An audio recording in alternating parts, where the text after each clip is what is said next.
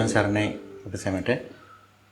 නිවන් දකින්නට සදහම් සාකච්ඡා මාලාවේ දෙවන පියවර අද අපි මෙසේ ආරම්භ කරනවා. ඒ සඳහා මූලාසනාරූඪ වැඩවසන මිනිපුර අමාශාන්ති තපෝවනයේ ආරණ්‍ය සේනාසනේ විහාරාධිපති අතිපූජ්‍ය තපෝවනයේ රතන ස්වාමීන් වහන්සේට নমස්කාර පූර්වක ආරාධනා කරන සිටිනවා. මෙම සාකච්ඡාව පවත්වමින් තථාගත ශ්‍රී සද්ධර්මයේ ලෝකවාසී ඔබ සැමට පහදා දෙනමින් තෙරුවන් සරණයි. තෙරුවන් සරණයි සත්පුරුෂ පින්වත්නි, තෙරුවන් සරණයි දස්තර මහත්මයා. අපගේ පළවෙනි වැඩසටහන අපි සිදු කරා යම්කිසි ආරම්භයක් විදිහට අපි යම්කිසි හැඳින්වීමක් කරා.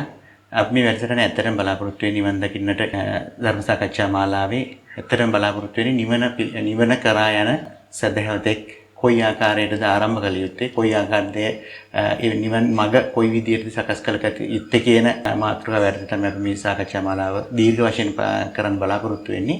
එහිදී මම මුලින් අද පළවෙනි වැඩසටහන දෙවෙනි වැඩසටහන වුණත් අපි අද පළවෙනි වැඩසටහන ආරම්භක අවස්ථාව විදිහට මේ වැඩසටහන පවත්වන්න හිතාගත්තා. එහිදී දැන් අපි මුලින්ම මේ විදිහට මේ සාකච්ඡාව ආරම්භ කරමු. අපි බෞද්ධයෝ, අපි සෑම බෞද්ධයෝ කියන දේ අපි ඇත්තටම බෞද්ධ කියන දේ අපිට ආවේ අපි පරම්පරාවෙන්.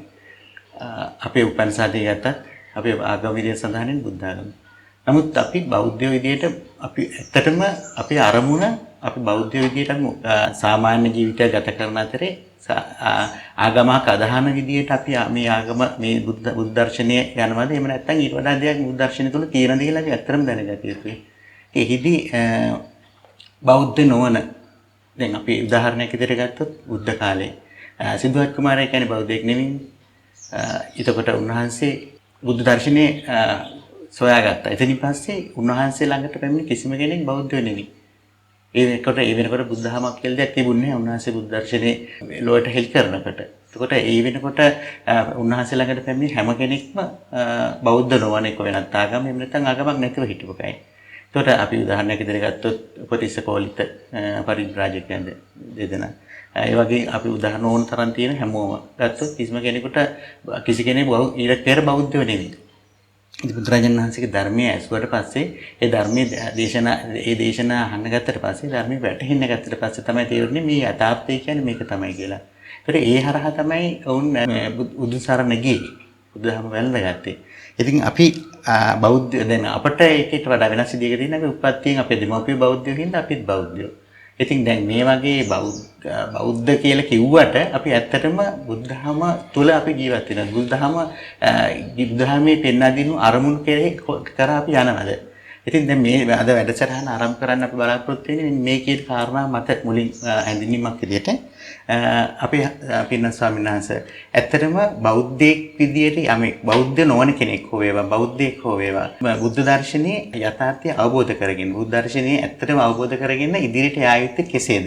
එතකොට කෙනෙක් බුද්ධහම වැළඳ ගන්න හේතුව කුමක්ද? එතකොට මෙතන ඇත්තටම කෙනෙක්ගේ හිතේ ඇතිවෙනා වූ අවබෝධාත්මක කලකිරීම කුමක්ද? වහන්සේ පැහැදිලි කර දෙන්න. පින්වත් අනුරවිතාන දොස්තර මහත්මයා, කෙනෙක් බුදුදහම ගැන මුලින්ම දැනගන්න භාග්‍යවත් බුදුරජාණන් වහන්සේ දේශනා කරපු ඒ ත්‍රිපිටකය අටුවා ටීකා පරිවාර ග්‍රන්ථ ආශ්‍රයෙන් යම් වැටහීමක් ඇති කර ගන්න වෙනවා. එතනදී ධර්මයේ දන්නා කෙනෙක් වෙන්න ධර්මයේ ඇහුම්කන් දීලා තියෙන්න ඕන. ධර්මයේ ඇහුම්කන් දෙන්න පුළුවන් වෙන්නේ කල්යාණ මිත්‍රයෙන්ගෙන්. කල්යාණ මිත්‍ර වාසය කරලා ධර්මයේ ඇහුම්කන් දීලා ධර්මයේ දැනගත්ත කෙනෙක් වුණොත් ඒ කෙනාට ධර්මයේ පිළිපදින්න පුළුවන්කම ලැබෙනවානේ. දන්නේ නැති දෙයක් කොහොමද පිළිපදින්නේ? පිළිපදින්න නම් දැනගෙන ඉන්න ඕන. එතකොට දැනගන්න නම් භාග්‍යවත් බුදුරජාණන් වහන්සේ දේශනා කරපු විදිහට මේක වුණ ඒක නා මේ දැනගෙන ඉන්නට වෙනවා. දැනගන්න යම්කිසි ක්‍රමයක් තියෙන්න ඕන. එතනට තමයි ත්‍රිපිටකය, ඒ උතුම් ත්‍රිපිටකය, ඒ වගේම විස්තර කරන අටුවා ටීකා, ඒ වගේම පරිවාර ග්‍රන්ථ ආදිය තියෙන්නේ. ඒන් ධර්මයේ දැනගත්තට පස්සේ අපේ දොස්තර මහත්මයා ඒ අය ඒ පිළිපදින්න ගන්න ඕන. පිළිපදින්න ගත්තොත් තමයි ඒ ඇයට ඒක ප්‍රතිඵල ලබන්න පුළුවන්කම ලැබෙන්නේ. ප්‍රතිඵල ලබනකොට ඒ උදවියට මේ සියලුම දුක් කරදර වලින් එතර වෙන්න පුළුවන්කම ලැබෙනවා. විශේෂයෙන්ම ඒ උදවිය විසින් නොදන්නා දෙයක් අවබෝධ කරගන්න නොදන්නා දෙයක් පසුපස්සේ යන්න කටයුතු කිරීම නෙමෙයි කරන්න ඕනේ. දන්නා දෙයක් හොඳටම තීරුම් අරගෙන එය අවබෝධ කරගන්න ගමන ඉදිරියට යන්න ඕනේ. අද බොහෝ දෙනා දන්නේ නැහැ. බොහෝ ගිහි පැවිදි දෙනා ගිහි පින්වතුන් වගේ පැවිදි පින්වතුන් වහන්සේලාත් උතුම් සේ සද්ධර්මයේ භාග්‍යවතුන් වහන්සේ දේශනා කළේ කුමක්ද කියලා දන්නේ නැහැ. ඒ දන්නේ නැතිකම හින්දා ඒ උදවිය තමන් හිතන හිතලු ඔස්සේ යන්න හදනවා. නමුත් උතුම් ත්‍රිපිටක අටුවා ටීකා පරිවාර ග්‍රන්ථ ඔස්සේ භාග්‍යවතුන් වහන්සේ දේශනා කරපු ධර්මයේ දැනගෙන ඒ උදවිය යනවා නම් ඉදිරියට කිසිම අපහසුයක් නැතුව මේ සංසාර භව ගමනෙන් එතර වෙන්න පුළුවන්. ඒකට ධහම දැනගන්නට ඕනේ. චතුරාර්ය සත්‍ය ධර්මයේ දැනගන්නට ඕන. එහෙම අපි හම්බුනේ. ඔබ හිතම පැහැදිලිව අපට කියා දුන්න කොයි විදියටද අපි ධර්මය අවබෝධ කරගත්තොත් කිය ඇත්තටම අපි මොන කටයුත්ත කරන්නේ යත් මොන දේ කරන්නේ අපි උදාහරණයක් විතර ගත්තොත් අපි අධ්‍යාපනයේ අපි ඉගෙන ගත්තොත් අපි උපාධියක් හදාරනවා ඉස්සෙල්ලා ඒ පාඨමාලාව හදාarලා තියෙනවා නේ. එහෙම නැතුව අපිට භාගයට දැනගෙන මේ පාඨමාලාව හදාරගත්තා කියලා අපිට උපාධියක් බොරුවට ලබා ගත්තා කියලා අපිට කවදාකවත් අපේ ප්‍රායෝගිකව ඒ ලැබපු දැනුමින් අපිට රටට හෝ වේවා තමන්ට හෝ වේවා තමන්ගේ රාජකාරිය හෝ වේවා සේවය හෝ වේවා කරන්න බැරි වෙනවා. හේතුව අපි භාගයට දැනගෙන ගියේ හින්දා. ඉතින් ඒ වගේ දැන් ඊට වඩා ගොඩාක් උසස් දෙයක් මම මෙතන උදාහරණයක් පමණයි මෙතන කියන්න උත්සාහ කරේ. ඉතින් අපි ගොඩක් දේවල් ධර්මයේ කියන දේ උනත් ධර්මයේ මේ දහම් පරයය අපි දැනගෙන තියෙන්න ඕන. අපිට දන්නේ නැතුව මේ ගමන යන්න බෑ. ඉතින් ඇත්තටම අපි දැන් එදා අපිත් මේ සම්බන්ධයෙන් විස්තර වශයෙන් කතා කරා පළවෙනි වැඩසටහනේදී. දැන් අද අපි ඇත්තටම බලාපොරොත්තු වෙනවා දැන් ඔබ වහන්සේගෙන් අපි දැනගන්න අපි හඳුරන්නේ දැන් කෙනෙක් දැන් බුදුරජාණන් වහන්සේගේ ධර්මයේ විශාල ධර්මස්කන්ධයක් උන්වහන්සේ දේශනා කළා තියෙනවා 84000 ධර්මස්කන්ධය. ඒ ධර්මස්කන්ධය තුල සංක්ෂිප්තව ගත්තාම ඒ ධර්මස්කන්ධය තුල තියෙන චතුරාර්ය සත්‍ය, දුක්ඛ සත්‍ය, සමුදය සත්‍ය, නිරෝධ සත්‍ය, මාර්ග සත්‍ය කියන සත්‍ය හතර විතරයි. ආර්ය සත්‍ය හතරක් විතරයි උන්වහන්සේ දේශනා කළේ. ඒ ආර්ය සත්‍ය හතර ඉතා පුළුල් වශයෙන් විග්‍රහ කරා. විවිධ අයගේ මනස් ප්‍රඥාවන් වලට ගෝචර වෙන විදිහට විවිධ විදිහට සූත්‍ර දේශනාවලත් ඊට අභිධර්ම දේශනාවල වෙනත් විදිහට කොයි විදිහටද මේ ධර්මයේ තුල හික්මිය යුත්තේ කියන විනය පිටකයේ තුල දේශනා කරා. උන්වහන්සේ ඉතා විශාල වශයෙන් 45 වසරක් තිස්සේ උන්වහන්සේ කෙනෙකුට ආයි තවත් කෙනෙකුට සැකයක් ඇති නොවෙන්න තවත් කෙනෙකුට අහන්න වචනයක් නැති වෙන්න උන්වහන්සේ අපිට මේ ටික දේශනා කරේ නැහෙනී කියන නැති තැනමට උන්වහන්සේ දේශනා කළා තමයි පිරිනමන පෑවේ. ඉතින් එහෙම ගත්තාම අපිට දැන් අපේ බුදුරජාණන් වහන්සේ දේශනා කරන ධර්මයේ දැන් අපිට ඇත්තටම අපිට ලැබෙන්නේ උන්වහන්සේගේ ධර්මයේ තියෙන ත්‍රිපිටක ග්‍රන්ථ තුලින් තමයි අපිට ලැබෙන්නේ. ත්‍රිපිටක ග්‍රන්ථ ගොඩක් වෙලාට ගිහි අපිට කියවන්න කාලෙ මදි වෙන්න පුළුවන්. ඉතින් ඒ වගේ වෙලාවක අපිට අපේ මේ මහා සංඝරත්නය අපේ මේ ආර්ය මහා සංඝරත්නය තමයි අපිට මේ හැමදේම අපේ ළඟට ගෙන දෙන්නේ. ඉතින් උන්වහන්සේලාගේ කාර්යභාරය අපිට වෙනම දවසක් කතා කරන්න පුළුවන්. උන්වහන්සේලා කොයිතරම්ම අපිට මේ වෙනුවෙන් කරන සේවය නිහඬව කරන සේවය. ඉතින් අපි හම්දුනේ දැන් අපි මේ කතාව අපි චතුරාර්ය සත්‍ය කියන ධර්මය ගැන කතා කරනකොට අපි හඳුන්නේ දුක්ඛ සත්‍ය. දුක කියන දේ උන්වහන්සේ අපිට පැහැදිලි කරලා දුන්නා. ඇත්තටම අපිට දුක කියන දේ තේරෙන්නේ නැහැ. අපි මේ ජීවිතයේ අපි මේ සසරේ හැමතිස්සෙම සොයාගෙන යන්නේ සැප පමණයි. අපි බලාපොරොත්තු වෙන යම් කිසි සැපක්. හැබැයි සැප ඇති වෙන්නේ දුක නැති කර ගැනීම වෙනුවෙන් අපි කරන්නා වූ අරගලයක කෙලවර తాවකාලික සැපතක් අපිට ලැබෙනවා. උදාහරණයක් විදිහට ගත්තොත් අපි දැන් මේ පුටුවේ වාඩිලා ඉන්නකොට අපිට යම් කිසි විදිහක වේදනාවක් දැනෙනවා. ඒ දැනෙන වේදනාව වළක්ව ගන්න අපි යම්කිසි අරමුණකින් ඒ ඉන්න ඉරියව්ව වෙනස් කරනවා. ඉරියව්ව වෙනස් කිරීම තුළ යම්කිසි සැපතක් ලැබෙනවා. මොහොතක් තව දුරටත් ඉන්නකොට අපිට ඒ දැනෙන නැවතත් වේදනාවක් දැනෙන්න පටන් ගන්නවා. ඒ වේදනාව කියන්නේ දුක. ඒ දුක නැති කරගෙන අපි නැවතත් අපි උත්සාහ කරනවා මේ ඉන්න ඉරියව්ව වෙනස් කරන්න. මේක දැන් මේ වගේ මේ පුංචි උදාහරණයක් ගත්තට අපි ගත්තොත් හැම දෙයකම කෙලවෙන. අපිට බඩගින දැනෙනකොට අපි කන්න උත්සාහ කරනවා. හැබැයි කෑවයි කියලා බඩගින නිවුණයි කියලා එතනින් අපි නවතින්නේ නැහැ. නැවතත් අපි රසයේ පස්සේ යනවා. ඉතින් විවිධ රසයන් බලාපොරොත්තු ගියාට අපිට කවදාකවත් ඒකේ අපි බලාපොරොත්තු වෙන සපතේ උපරිමයට අපි ගිහිල්ලා එතනින් අතාරින්නෙත් නෑ අපි. හැමදාමත් අපි පෘථග්ජන විදිහට සෑම සත්‍යයක්ම අපි කරන්නේ මේ සපත සොයාගෙන යන එක.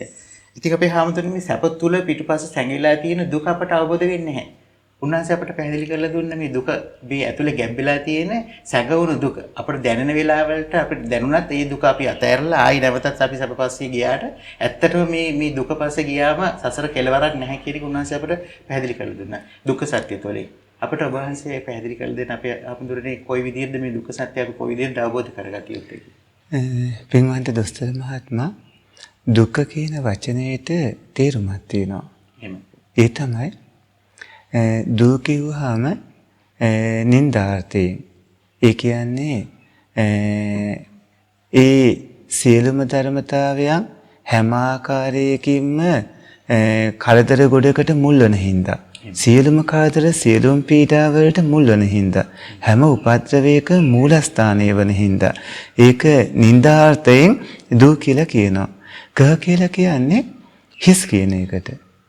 දැන් දේවරුත් මිනිස්සුත් බ්‍රහ්මයොත් සතර අපාගත ඇත්තොත් ඒ හැමෝම හිතන් ඉන්නවා ඇත්තටම මේ නින්දනීය කාරණාවල ස්ථීර හිස් දෙයක් නැහැ. ඒ වුණාට නිත්‍ය දෙයක් තියෙනවා කියලා. ආත්මය කියලා දෙයක් තියෙනවා කියලා. මම කියලා කෙනෙක් සත්‍යයේ පුද්ගලයෙක් කියලා දෙයක් තියෙනවායි කියලා. එතකොට ඒ කට්ටිය ආත්මයේ මම සත්‍යයා පුද්ගලයා කියලා හිතුවාට එහෙම දෙයක් නැති හින්දා ඒක හිස් වෙනවා. එතකොට දුක්ඛ කියලා කියන්නේ නින්දනීය වූ හිස් වූ ධර්ම ගොඩකට නම. නින්දනීය වූ හිස් වූ ධර්ම ගොඩකට නම. ඒ ධර්ම ගොඩ වෙන්නේ පංච උපාදානස්කන්ධය. එතකොට තත්තකතමං දුක්ඛං අරිය සත්‍යං ආදී විදිහට ගත්තාම භාග්‍යවතුන් වහන්සේ විවිධාකාර විදිහ දේශනා කරනවානේ. ඒ අතරේදී රූපෝපාදානස්කන්ධෝ වේදනුපාදානස්කන්ධෝ සංඤ්ඤාපාදානස්කන්ධෝ සංකාරුපාදානස්කන්ධෝ විඥානුපාදානස්කන්ධෝ කියලා දේශනා කළා. ඉතින්දී රූපෝපාදානස්කන්ධේ දුක, වේදනුපාදානස්කන්ධේ දුක, සංඤ්ඤාපාදානස්කන්ධේ සංකාරුපාදානස්කන්ධේ විඥානුපාදානස්කන්ධේ දුක. ඒ කියන්නේ මේ පංච උපාදානස්කන්ධේ දුක. මුළු පංච උපාදානස්කන්ධේම නින්දනීය ඒ වාගේම හිස් දෙයක්. වැඩකට දෙයක් නෙමෙයි. එතකොට භාග්‍යවත් බුදුරජාණන් වහන්සේ නමක් ලෝකෙ පහළ වෙන්නේ චතුරාර්ය සත්‍ය ධර්මයේ ලෝට විවෘත කරන්නමයි. ඒ චතුරාර්ය සත්‍ය ධර්මයේ දුක්ඛ සත්‍ය කියන එක සියලුම දෙනා අනිවාර්යයෙන්ම निराවුල්වම දැනගන්න ඕන. එතෙන්දී දුක්ඛ සත්‍ය කියන්නේ පංච උපාදානස්කන්ධයට තවත් නමක්. එතකොට පංච උපාදානස්කන්ධය නිසා පංච උපාදානස්කන්ධයේ පැවැත්ම හින්දා මේ පංච උපාදානස්කන්ධය නිසා තමයි දිගින් දිගටම ඉපදීම, දි รา යෑම, ලෙඩවීම, මානයටපත් වීම, අප්‍රිය සංපයෝගේ, පේ විප්පයෝගේ, ඒ වගේම ශෝක පරිදේව දුක්ඛ දෝමනස් උපායාස ආදී දුක් කරදර ඔක්කොම තියෙන්නේ මේ පංච උපාදානස්කන්ධයෙන් හින්දා. ඒ නිසා පංච උපාදානස්කන්ධේ හටගැම්ම පැවැත්ම නැති කරගන්නට ඕන. ඒ විදිහට නුවණැති පින්වතුන් මුලින්ම පින්වත් දොස්තර මහත්මයා දුක්ඛ සත්‍ය හොඳටම දැනගන්න ඕන.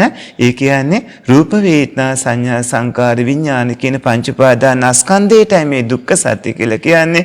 එතකොට මේ පංච උපාදානස්කන්ධය ගැන හොඳට අවබෝධ කරගත්තාට පස්සේ ඒ කෙනාට පාරමිතාදී පුරලා තමන්ගේ නිවන් දකින මොහොත දක්වා ජීවිතයේ ආයුෂ වානේ සැපේ බලේ භවභෝග සම්පත් සුඛිත මුහිතකා ඒ සියල්ල ලැබෙන විදිහට වගේම නිවන් දකින්න පුළුවන් විදිහට වැඩපිළිවෙල ආර්ය අෂ්ටාංගික මාර්ගය ඔස්සේ කටයුතු හදාගන්න පුළුවන්.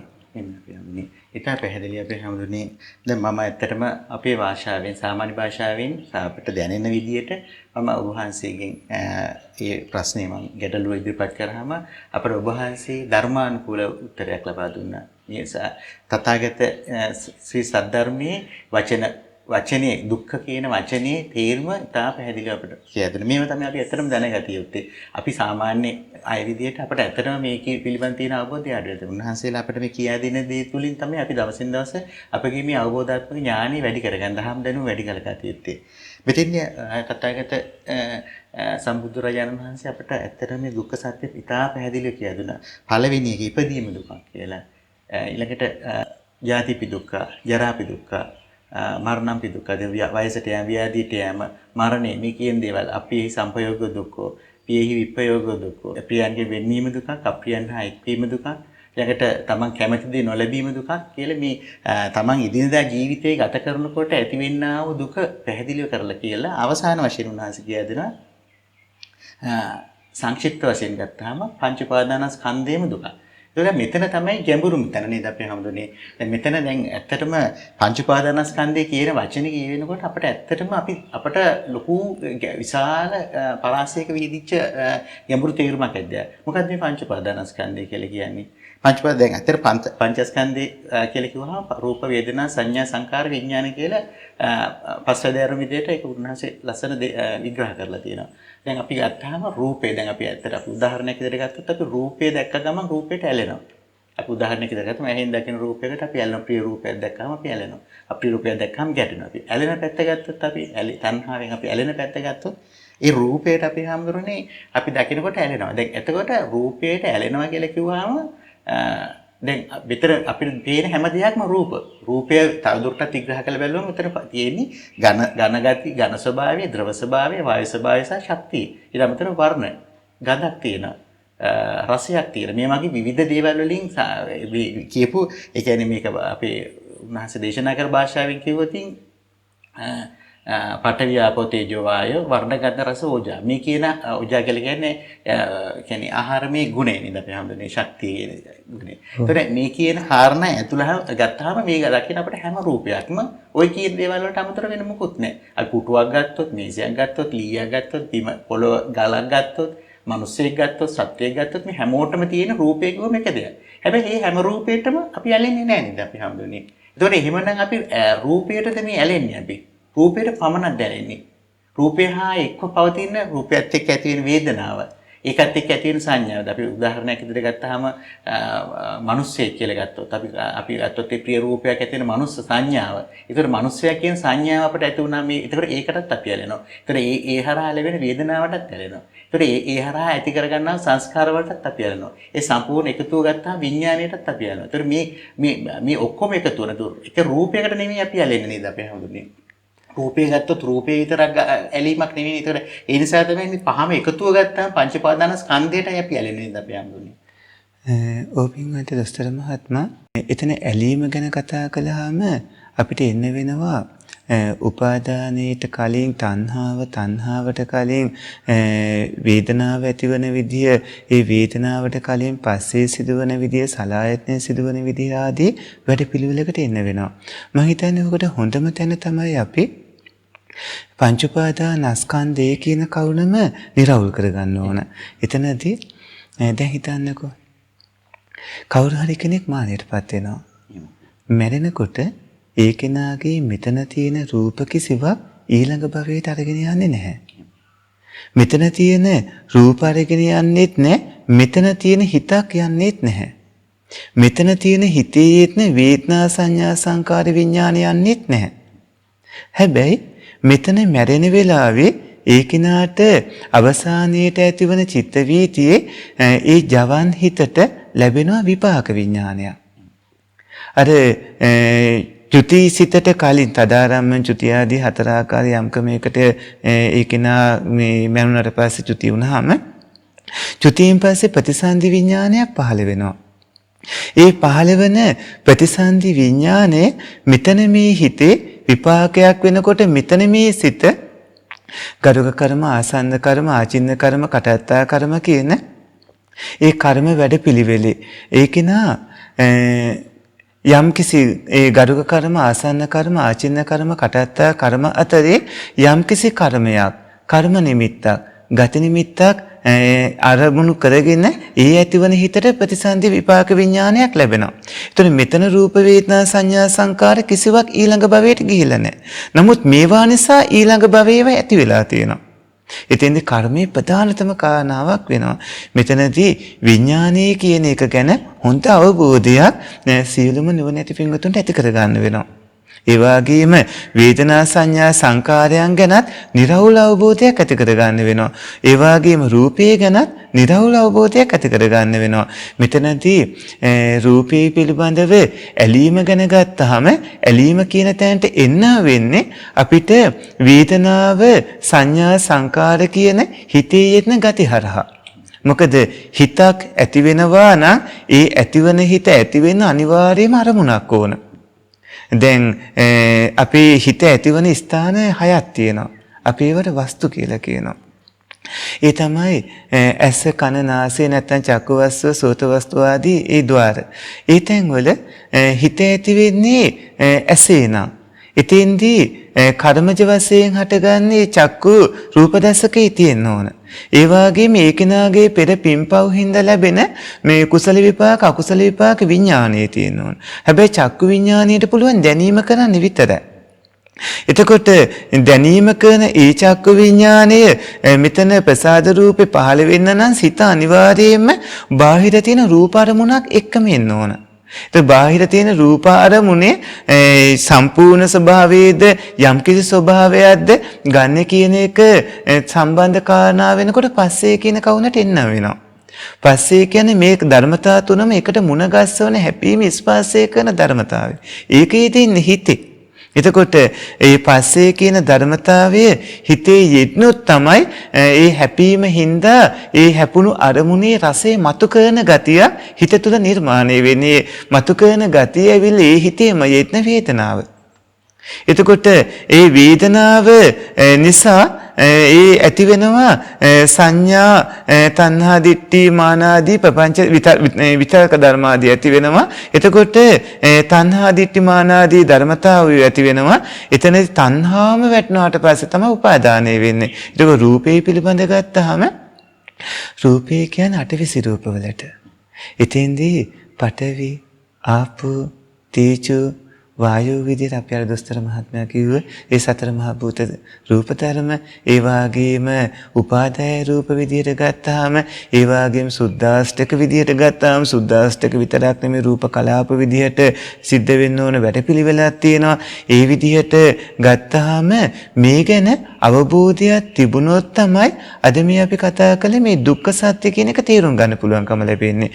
දුක්ඛ සත්‍ය කියන්නේ සම්පූර්ණයෙන්ම හැම දුක් කරදරයකටම ස්ථානීය වන ඒ වගේම නින්දිත වුණු හැම උපද්දවයකටම හැම කරදරයකටම මුල් වුණු නමුත් ආත්මේ මම සත්‍යය පුද්ගලයා විදි ස්ථීරව ගන්න බැරි හිස් ධර්මතා ගොඩක්. ඒක හිස් වුණත් මේක දිගටම වැඩපිළිවෙලක්. හැබැයි හේතුන් හින්දා ඇතිවන වැඩපිළිවෙල මේක අවබෝධ කරගන්නම ඕන. දුක්ඛ සත්‍ය කියන්නේ පංච උපාදානස්කන්ධයටම නම.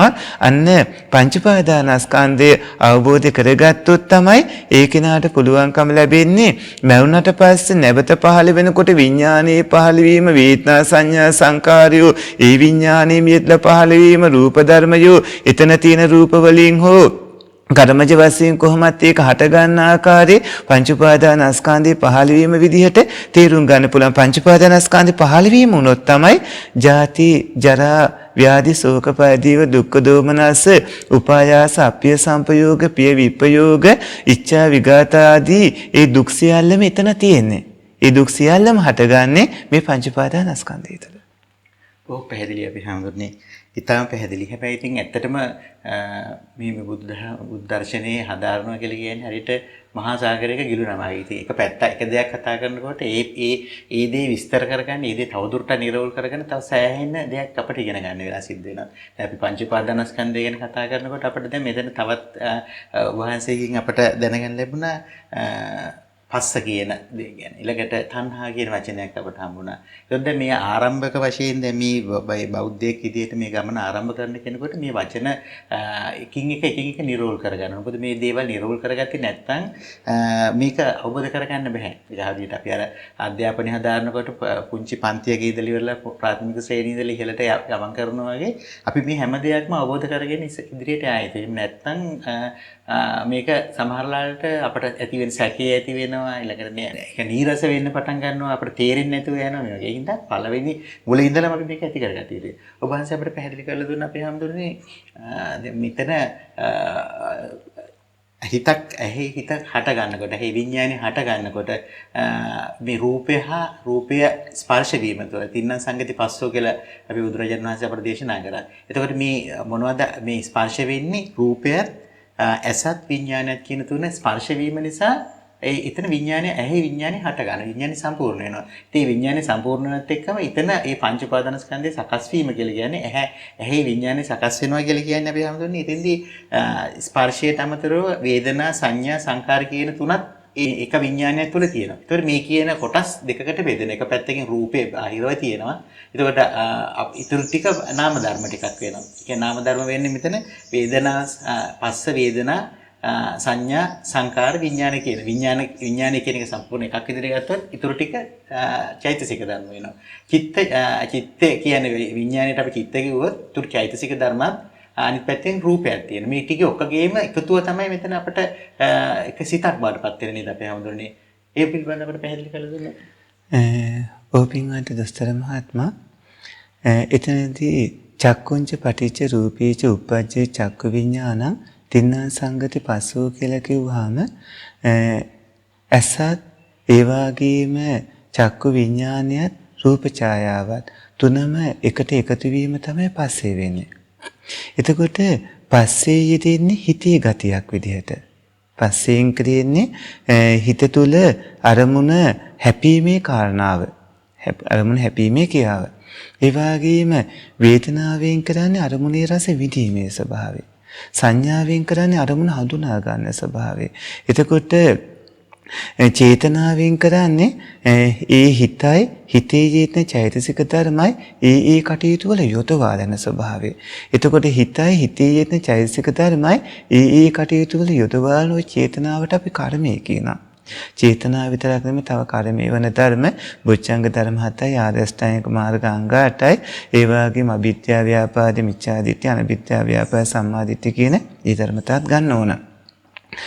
මෙතනදී කෙනෙක් රූප වේදනා සංඥා සංකාර විඥාන කියන මේ ධර්ම පහ ගැඹුරුයි කියලා හිතන්නේ නැතුව ධර්ම පහ මුලින්ම දැනගන්න ඕනේ. දැනගන්න ඇහුම්කන් දෙන්න ඕන. ඇහුම්කන් දීලා ඉගෙන ගන්න ඕන. එතකොට මේක නොදන්නා දෙයක් වෙන්නේ තවදුරටත් දන්නා දෙයක් වෙනවා. දැන් දහම් පාසල් වල වුණත් ඒ වගේම පිරිවෙන් වල වුණත් ඒ කිසි තැනක මේ ටික අවශ්‍ය විදිහට උගන්වන්නේ නැහැනේ කියලා දෙන්නේ නැහැනේ. මේක කියලා දෙන්න ඕනේ. මේක ඉගෙන ගන්න ඕන. මේක දැන ගන්න ඕන. දැනගෙන ඉගෙනගෙන අවබෝධ කර ගන්න ඕන. එතනදී නාම රූප කියන වචන තුල තියෙන මේ ධර්මතා පහ හොඳට निराවුල තේරුම් ගන්න ඕනේ. ස්කන්ධ විදිහට ওই ධර්මතා පහ හොඳට निराවුල තේරුම් ගන්නට ඕන. ධාතු ආයතන ඉන්ද්‍රිය විදිහට ওই ධර්මතාවම තවත් ආකාරවලට හොඳට निराවුල තේරුම් ගන්න ඕන. එහෙම තේරුම් ගත්තොත් තමයි ඒ කෙනාට මේ හැම ඉපදීම, දිරායම, ලෙඩවීම, මානයටපත් වීම, අප්‍රිය සංපයෝග ආදී මේ හැම කරදර දුක් සියල්ලම මෙතන හටගන්නේ මෙන්න මේ ධර්මතාව ගොඩ හින්දා කියලා තේරුම් ගන්න පුළුවන්කම ලැබෙන්නේ. මේ ධර්මතාව ගොඩ නැවත හටගන්නන හේතු වර්ගයක් තියෙනවා. ඒ හේතු ඊට පස්සේ තේරුම් ගන්න පුළුවන්කම ලැබෙනවා. මුලින්ම निराවුල් කරගන්නට ඕන මේ රූපය කියන්නේ මොකක්ද කියලා අටවිසි රූප ඔස්සේ ඒ වගේම වේදනාව කියන්නේ මොකක්ද කියලා හිතේ යෙදෙන චෛතසික ධර්ම අතර අරමුණු රස විඳීමේ ධර්මතාවය කියලා සංඥාවත් ඒ අරමුණු රස මේ සංඥාවත් හිතේ යෙදෙන ධර්මතා අතර අරමුණු හඳුනා ගන්න ස්වභාවය කියලා සංකාර චේතනාව සානිකුත් ධර්ම කියලා එතෙන්දී පස්සේ කෙරෙන කාරණාවත් පස්සේ ආහාරයක් කියලා ඒක ඒ විදිහට ඉන්පස්සේ සිද්ධ වෙන ක්‍රියාවලිය මේකින්දා මෙන්න මේ වැඩපිළිවෙල ඔක්කොම ධර්මතා පහම එකට එකතු වෙලා මේ විදිහට නැවත විපාක ශක්තියක් ඇති කරවමින් මේක මෙහෙ වෙනවා මේ ධර්මතා පහම එකට එකතු වෙලා මේ සිද්ධ වෙන ක්‍රියාවලිය රූප නාම වලට නාම රූප වලට එකිනෙකට පත්‍ය ධර්ම වෙමි මේ සිද්ධ වෙන ක්‍රියාවලියේ ඇතුළත හටගත් ගමම්ම නැතුව යන ලක්ෂණේ මේක තියෙන්නේ මේ සාමාන්‍ය ලෝකයා දුක්ඛ කියන කාරණාවයි අපි මේ දුක්ඛ කියන කාරණාව එකක් නෙවෙයි දෙකක්. සාමාන්‍ය ලෝකයා දුක්ඛ කියලා කියන්නේ මේ හැම කරදරයකටම දුකයි කියලානේ. අපි කතා කරන්නේ ඒ දුක නෙමෙයි. අපිට ඒක කායික දුක මානසික දුක විදියට වෙන විස්තර කරන්න පුළුවන්. නමුත් මෙතන දුක්ඛ සත්‍ය කියලා කියන්නේ හැම උපද්දවයකටම මුල් වෙන ස්ථානයේ මේ පංච උපාදානස්කන්ධය. හැබැයි ඒක ආත්මේ මම කියලා ගන්න බැරි හිස් ධර්මතාවයක්. හැම උපද්‍රවයකටම හැම කරදරයකටම ඉපදීම ලෙඩවීම මානයටපත් වීම ආදී හැම කරදර උපද්‍රවයකටම මුල් වන හැබැයි ආත්මී මම සත්‍යය පුද්ගලයා කළ ස්ථීරව ගන්න බැරි මෙන්න මේ ධර්මතාවය නිරවුල් කරගන්න ඕන. ඒක මේ විදිහට අපිට තනින් තන කරුණු ගොඩාක් විදිහට අරගෙන නෙමෙයි එක තැනකින්ල එක මේ විස්තර කරලා දුන්න පුළුවන් නම් දැන් අපි ගත්තොතින් දුක්ඛ සත්‍යයේදී පංච උපාදාන ස්කන්ධය මොකද්ද කියලා එක කාරණාවක් අරගෙන ඒක පැහැදිලි කරලා දීලා ඒක සැකහැර දැනගන්න පුළුවන් ක්‍රමයක ශ්‍රාවකයන්ට සලස්සවලා ඒ අයට තේරෙන්නේ නැත්නම් අදහස් පළ කිරීමේ ක්‍රමයකට වගේ සලස්සවලා මේ ඒවටත් ඊළඟට පිළිතුරු ලබා දෙමින් නිරවුල් කරලා දෙන්න පුළුවන් නම් ඒක ගොඩක් වටිනවා. බොහොම පැහැදිලිව පහසට පුණ්‍ය නෝදනා කරන අපි හම්බුනේ ඇත්තටම දැන් මේ කියා දෙන්න විදිය ඇත්තටම මේක තමයි අපි ඉගෙන ගන්න යුත්තේ දැන් කාරණා. දැන් මේ එකින් එක නිරෝල් කරගෙන යා යුතු ගමනක් අපේ හිතේ ඇති වෙලා තියෙන සැකේ. ඇයි අපිට මේම බුදුදහම ගැන මේක තේරුම් ගන්න බැරි? දැන් අපේ ජීවිතේ අපි යන්නේ එක්තරා විදියකට ගඟේ පල්ලෙහාට ගහගෙන යනවා වගේ ගමනක් යන්නේ. මොකද අපි දුක දැනෙනකොට දුක නැති කරගන්න සැපක් හොයන් යනවා. ඒ සැප නැති වෙනකොට ආයි දුකක් එනවා. ඒ දුක නැති වෙනකොට ආයි ඒ දුක නැති කරගෙන ආයි සැප හොයන් යනවා. මේ වගේ ජීවන අරගලයක අපි යෙදෙමින් අපි ඉදිරියට අපි යනවා. අපි හිතන්නේ අපි ඉදිරියට යනවා කියලා. නමුත් අපි යන්නේ පසුපසට.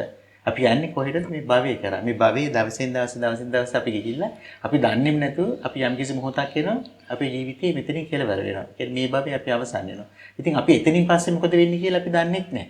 එතනින් පස්සේ අපට දැන් මේ භවයේ අවසන් වුණාට පස්සේ අපි මරුණාට පස්සේ මොකද වෙන්නේ කියලා ගොඩක් අපි හැමෝටම වගේ සැකයක් තියෙනවා. මොකද මේ සැකේ නැති වෙන්න නම් අඩුම ගන්න අපි මාර්ගඵල ලබන්න ඕන. පළවෙනි මාර්ගඵලය හරි ලබා ගන්න මේ සැකේ නැති කරගන්න. නමුත් අඩු වැඩි වශයෙන් අපිට සැකේ තියෙනවා අපිට මෙතනින් පස්සේ මොකද වෙන්නේ කියලා. ඇත්තටම මෙතනින් පස්සේ වෙන්නේ මරණයෙන් පස්සේ දැන් එක්තරා දෘෂ්ටියක් තියෙනවා මරණයෙන් පස්සේ මුකුත්ම නැහැ කියලා. එතනින් ඉවරයි කියලා. තව දෘෂ්ටියක් තියෙන මරණයෙන් පස්සේ ආත්මය ඉදිරියේ තිබුණු ආත්මය තව තැනක ගිහිල්ලා නිකන් අර තැම්පත් වෙලා වගේ ඉම්ප්ලාන්ට් වෙනවා වගේ ඒ වගේ අදහසක් තියෙන කොටසකුත් තියෙනවා. ඒ කියන්නේ තා ඉදිරියේ ලෝකේ හොයා කොහේ තැනක ගිහිල්ලා තැම්පත් වෙනවා. එතනින් මේ තිබුණු ආත්මය එතෙන්ට ගියා කියලා. එතකොට මේ වගේ ආත්මවාදී විදියට හිතන දෘෂ්ටි දෙකක් තියෙනවා. එකක් සාස්ත්‍ර දෘෂ්ටිය සහ උච්ඡේද දෘෂ්ටිය. උච්ඡේද දෘෂ්ටිය කියලා කියන්නේ මේ ඉතින් එහා මුකුත් නැහැ කියලා හිතාගෙන ඉන්නවා. නමුත් මෙතනින් එහා දෙයක් තියෙනවා කියලා බුදුහාමුදුරු දේශනා කළා. ඒ කියන්නේ මේ ආත්මේ මේ භවයේ අවසන් වෙනවත් එක්කම තවත් භවයකට උත්පත්ති ලැබෙනවා. මේ භවයේ අවසානයේත් එක්ක තවත් භවයක චුතිසිතක් ඇති වෙලා චුතිසිතෙන් පස්සේ ප්‍රතිසංසිතක් ඇති වෙනවා. එතකොට භවයේ මේ සසර ගමන සිද්ධ වෙනවා. එතකොට මේ සසර ගමන දැන් අපි අද මිනිසෙක් විදියට මේ විදියට ඉඳලා අපි ඊළඟ භවයේ අපි කරපු පින්පව් අනුව අපි හිතමු අපි නිරේට ගියා නැත්නම් අපාගාමී වුණා. අපිට පේන අපාය වෙන්නේ අපිට දැනට හැට පේන අපාය වෙන්නේ සතර අපායේ තිරිසන් අපාය විතරයි. තිරිසන් අපාය ගත්තොත් අපි කැලෑව කියන සත්තු ගත්තොත් අපි කොයිතරම් දැකලා තියෙද දුක් විඳින හැටි ඒ සත්තු. දැන් අපි ගත්තොත් උදාහරණයක් විදිහට මුවෙක් ගත්තොත් මුවාට වතුර ටිකක් බොන්න තරම්වත් උට පිනක් නැහැ. ඌ හැමතිස්සෙම මුවා ඉන්නේ බයෙන් තැතිගත්තලා. මොකද කොයි වෙලාවෙ තමන්ගේ මේ තමාව ඝාතනය කරන තමාව ආහාරයට ගන්න බලාගෙන ඉන්නේ තවත් සතෙක් කොටියෙක් හොය සිංහයෙක් හොය කොයි වෙලාවෙ තමන්ගේ ඇඟට මාන කරගෙන ඉන්නවද කියලා බල තමයි වතුර ටික හරි බොන්නේ. ඒ වතුර ටික බොන්නත් වෙලාවක් නැහැ සමාලාට සිංහෙක් කොටියෙක් පැනලා අර සතා අල්ලගෙන කනවා. ඒතකොට ඒ සතා කෑ ගැහුවයි කියලා බලකුත් ඒ සතාට බේරින්න ක්‍රමයක් ඇත්තෙත් නැහැ. ඒතකොට මේ ජීවිත අපි ජීවිත දැන් අපට යම් කිසි කෙනෙක් යම් කිසි හානියක් කරන්න ආවොත් අපි මිනිස්සෙක් නිසා පෙර භවයේ කරපු පින් හින්දා අද අපි මිනිස්සෙක් වුණා. ඒ මිනිස්සෙක් කියලා අද අපට යම් කිසි විදියක අපිට අඩු ගන්න යම් කිසි සහනයක් දෙන්නේ 100%ක් සහනයක් නැහැ. නමුත් අපිට අර සතාට සාපේක්ෂව අපිට මේ බේරෙන උපක්‍රම තියෙනවා. අපට ආයුධ තියෙනවා, අපට නීතියක් තියෙනවා, අපේ රටේ අපිව ආරක්ෂා කරන්න කොටස් ඉන්නවා. මේ වගේ අඩු වැඩි වශයෙන් අපිට ලැබෙනවා මිනිස්සෙක් වෙන. නමුත් අර සතෙක් ගත්තොත් ඒ සතාට එහෙම රැකවරණයක් නැහැ. දැන් අපි ඊටත් වඩා ගත්තොත් පුවරත් වඩා අන්තේ අපි ගත්තොත් පොළවේ ඉන්න පණුවේ. ඒ අපි එක ගහන උදුළු පාරකට පණුව දෙකට කැපිලා යනවා. කාට කියන්නේද? ඒ සතාගේ ජීවිතය ආරක්ෂා කරලා දෙන්න කියලා. මීයක් ගත්තොත් මීයාගේ හැමතිස්සේ මීයා ගිහලා හැංගෙන්න බලනවා. ගුලකට රින්ගනවා. මොකද හේතුව බයින්ද ජීවිතය ආරක්ෂා කරගන්න. ඒතර මේ හැමදාම බයෙන් මේ සත්ත්ව ජීවත් වෙන්නේ. ඒතර අපිට ගොඩක් වෙලාවට මේ වැටහෙන්නේ අපි මිනිස්සු විදියට අපි හිතන්නේ අපි ගැන විතරයි. අපි හිතන්නේ අපෙන් එහා ලෝකයක්. يعني අපි හදාගත්ත ලෝකේ අපිට හොඳට තියෙනවා නම් ඇති කියලා අපි හිතාගෙන. නමුත් අපි කොහොමද දන්නේ මෙතනින් එහාට අපේ ජීවිතේ මොන විදිහට වෙයිද කියලා? අපි මේවා දන්නේ නැහැ. අපි ඊළඟ භවය ගැන මේ සසරේ තියෙන භයානකකම දන්නේ නැහැ. මේ භයානකම දැනුනොත් අපි හාමුදුරනේ අපි ආපස්සට හැරෙනව නේද? මේ අපි තථාගතයන් වහන්සේ අපට දේශනා කරලා දුන්න ධර්මයේ දිහාට හැරෙන්න මේ සසර බය අපට අවශ්‍යයි නේද? මේ ඇත්තටම අපි ඉපදුනොත් මැරිලා ගිහිල්ලා වෙනත් භවයක මේ වගේ භයානක තැනක අපි ඉපදුනොත් කියන හැඟීම අපට ඇති වෙන්නේ නැත්තේ ඇයි අපිට? ඒකට ප්‍රධානතම හේතුව පින්වත් දොස්තර මහත්මයා පංච උපාදානස්කන්ධය දන්නේ නැතිකම. පංච උපාදානස්කන්ධය දැනගන්නකොට ඒක මාර්ගඵල ලබන්නම අවශ්‍ය නැහැ. පංච උපාදානස්කන්ධය ගැන යම් වැටහීමක් ඇති කරගෙන ඔව් මේක මේ සිද්ධිය නෙමේ මේ මොහොතේත් වෙන්නේ කියලා මේ මොහොතේ පවා ඉදපචේතා පරිසම්පාද රටාවට ඇවිත් ඒ කාරණා ටික සිද්ධ වෙන විදිය දකින්න තේරෙන පටන් ගත්තිම බය ඇති වෙනවා. සසර බය ඇති වෙනවා. එතකොට ඒකේන බනින්නේ කාටවත් දන්නවා බැන්නොත් පෙරලා ඒකට ලැබෙන විපාකේ. මොකද පත්‍ය ධර්ම ගැන වැටහීමෙන් හින්දා. කෙනෙක් තව කෙනෙක්ට කරදර කරන්නේ ගල් කැටයකින්වත් සතෙක්ට ගහන්නේ. ඒ වගේම කිසිම විදියකට හිංසාවක් පීඩාවක් කරන්නේ. එයා කය සම්පූර්ණයෙන් සංවර කර ගන්නවා. දන්නවා සිල් රකින්න ඕන කියලා. සිල් නොරැක්කොත් ඒ හැම කඩා ගන්න සිල්පදයකටම විපාකයේ මේ නාම රූප ධර්ම වලට බලපානවා කියලා. ඒකේනා කාය කර්ම විදියට සීලයේ පළවෙනි ධර්මතා තුන රැක් ගන්නවා. සතුන් මැරීමෙන් වැළකීමක්, සොරකම් කිරීමෙන් වැළකීම, කාමයේ වාද හැසිරීමෙන් වැළකීම අනිවාර්යෙන් කරනවා. එයා ඒකෙන් වැළකීලාම ඉන්නවා. ඒ වගේම බොරු කීම, කේලාම් කීම, සරපවස වචන කතා කිරීම, හිස් වචන කතා කිරීම යා සම්පූර්ණයෙන් බේරෙනවා. ඒ වගේම එයා මේ දැඩි කේන්තියේම, ඒ වගේම දැඩි ලෝභය, කේන්තියේම, මිත්‍යා දෘෂ්ටිය කියන මේ ධර්ම වලින් තමන්ව ගලවා ගන්නවා. මේ විදිහට දැනගන්නට ඕන පංච උපාදානස්කන්ධය. ඒක දැනගත්ත ගමන්ම සසර බය ඒකනට ඇති වෙනවා. බොහොම පැහැදිලි අපි හාමුදුරනේ. අපට ගොඩාක් දහම් කාරණා වහන්සේකින් අපිට දැනගන්න ලැබුණා. හැබැයි මේ ධර්මයේ ආරම්භ කරන පින්නතෙකුට සමහරලාට මේ ගන්න ගොඩාක් ගැඹුරු වෙන්න පුළුවන්. දැන් මේ කතා කර ගොඩක් තැන් අපිට ඇත්තටම අපිට අපි කොයිතරම් පටන් ගන්න උත්සාහ කරත් ආරම්භය කියලා කිව්වට අපිට කරුණු සමහර තැන්වලදී ගැඹුරු දහම් කාරණා කතා කරන්න වෙනවා. ධර්ම සාකච්ඡාවකදී විවිධ කාරණා සාකච්ඡා වෙනවා. නමුත් ධර්මයේ ආරම්භ කරන කෙනෙක් මේ ධර්මයේ ගැන පූර්ණ අවබෝධයක් ලබා ගත යුතුමයි. ඒ සඳහා ඔබට ගුරුවරයෙක් අවශ්‍යයි. නියම ගුරුවරයෙක් අවශ්‍යයි. නියම සද්ධර්මයේ හරියටම දේශනා කරන ගුරුවරයෙක් අවශ්‍යයි. සද්ධර්ම පොත්පත් අවශ්‍යයි. ඒ කියන්නේ ත්‍රිපිටක පොත්පත් පරිශීලනය අත්‍යවශ්‍යයි. එහෙම කරලා තමන්ගේ දහම් දැනුම සන්නද්ධ කරගත යුතුයි. ඒ හරහා තමයි තමන් මේ වගේ ධර්ම සාකච්ඡාවකදී සම්පූර්ණ ඵල නෙලා ගන්න පුළුවන් වෙන්නේ මේ වගේ ධර්මයේ සම්පූර්ණයෙන් දැන ගැනීම තුළින්. අපි දැන් මේ වැඩසටහන දැන් අපි අවසන් කරන්න බලාපොරොත්තු වෙන අපේ කාලය අවසන් වෙන නිසා අපි ඊළඟ වැඩසටහනේදී අපි ඊළඟට බලාපොරොත්තු වෙන මේ වගේ ගැඹුරු දහම් කාරණා අද කතා කරන්නේ ගැඹුරු දහම් කරුණු. අපි ගත්ත පංච උපාදානස්කන්ධය කියන්නේ මොකක්ද කියන එක මීටත් වඩා ඊටාම දීර්ඝ වශයෙන් සාකච්ඡා කරලා අපි ස්වාමීන් වහන්සේගෙන් සම්පූර්ණ වශයෙන් දැනගන්න ධර්මයේ ආරම්භ කරන කෙනෙක් මේ ධම්මකට පිළිපන් කෙනෙක් කොයි විදිහටද මේක අවබෝධ කරගatiya යුත්තේ කියලා උන්වහන්සේගෙන් දීර්ඝ වශයෙන් මේ පිළිබඳ අවබෝධ කරගන්න අපි බලාපොරොත්තු වෙමු ඊළඟ වැඩසටහනේ. අපි සාමුද්‍රණීය වහන්සේ මේ වැඩසටහන අවසාන වශයෙන් අපේ මේ ගිහි පින්වතුන්ට මේ සම්බන්ධයෙන් මේ සාකච්ඡාවට සහභාගී වෙන පින්වතුන්ට කොයි විදිහටද වහන්සේ පහදා දෙන්නේ කොයි විදිහට ආරම්භ කළ යුතුද මේ ගමන කියන. ඔපින් අත දොස්තර මහත්මයා සත්පුරුෂ පින්වත්නි ඔය ඇත්තෝ ඔබ ගැන දන්නේ නැතිකම ඔබට තියෙන ලොකුම ගැටලුව. ඔය ඇත්තෝ ආත්මේ මම කියලා හිතන් ඉන්න හිතලුව මිත්‍යා දෘෂ්ටියක් කියන එක හොඳටම තේරුම් අරගෙන ඔය රූප ඔය වේදනා සංඥා සංකාර විඥාන කියන ඔය ධර්මතා වෙන් වශයෙන් දැනගන්න. වෙන් වශයෙන් දැනගත්තත් ඔය ධර්ම එකිනෙක ධර්මවලට පත්‍ය වෙන ආකාරය හොඳට තේරුම් ගන්න. රූප නාමයට නාම රූපයට එකිනෙක ධර්ම වලට පත්‍ය වෙනවා. ඒ විතරක් නෙමේ ඒ පැවැත්ම සිද්ධ වෙන එකට ඔය ඇත්තන්ගේ සෑම ඒ කියන්නේ සෑම ආයතනයකින්ම ඇතිවන හැම ආරම්භණයක් එක්කම යම්කිසි කර්ම වැඩපිළිවෙලක් දැන් මේ ජීවත් වෙන්නත් විපාක වශයෙන් ඊළඟ භවයටත් විපාක වශයෙන් නිවන් දකින්නකම්මත් විපාක වශයෙන් ලැබෙන හින්දා ඔබ අඹසැමියොත් එක්ක ඉන්නකොට දූ දරුවොත් එක්ක ඉන්නකොට ඒ වගේම නෑ හිත මිතුරොත් එක්ක ඉන්නකොට දරුවෝ නා ඉගෙන ගාති රැකියාව වැඩිහිටියෝ නා රැකියාව ආදී කරද්දී හැම වෙලාවකම හිත කුසල් වලින්ම පුරවා ගන්න පුළුවන් විදිහට හුරු පුරුදු වෙන්න. හැම මොහොතකම ඔබේ ජීවිතයේ පින්කමක් බවට පත් කරගන්න ඒකට පංච උපාදානස්කන්ධය ගැන හොඳටම දැනගන්න වෙනවා. එනිසා සත්පුරුෂ පින්වතුන් පංච උපාදානස්කන්ධය හොඳටම දැනගෙනගෙන සසරෙන් එතර වෙන්නට ඕන. ඒ සඳහා අවශ්‍ය කටයුතු කරගත යුතු වෙනවා කල නොයවාම. මොහොමත් අපේ හැමදෙරනේ ඔබ වහන්සේ ප්‍රාර්ථනා කරන්නා වූ බෝධි සාක්ෂාත් වේවා කියලා ප්‍රාර්ථනා කරනවා.